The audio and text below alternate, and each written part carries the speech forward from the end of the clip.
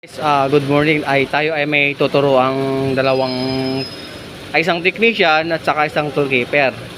So guys, unang gagawin nyo, recover muna. So kung saan, reset muna tayo. So ito, nakaganito yan. Na kung saan, naka-off yan. Ito, naka-off. Kasi tawag doon, so naka-off yan, di ba?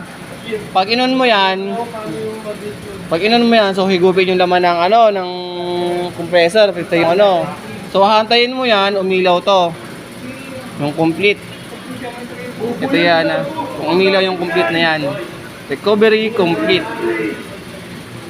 So pag nag-complete na yan, ito i-on mo rin yung vacuum.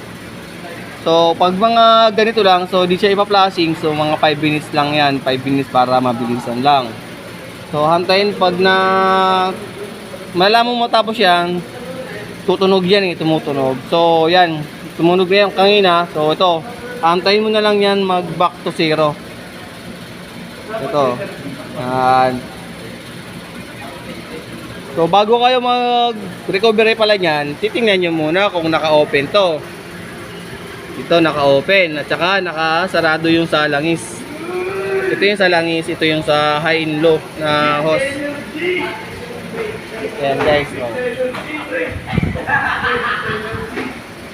So hantayin natin ito matapos. So ito, natapos na yung number dito. Wala na di ba? So ang nakalagay diyan, pag may leak yan, system leak. So system normal, ibig sabihin walang leak yan. So, patayin na natin yan. Kasi tapos na yan mag-vacuum. Saka dito. Yan. So, hanggang dito na lang guys. Sana may matutunan kayo.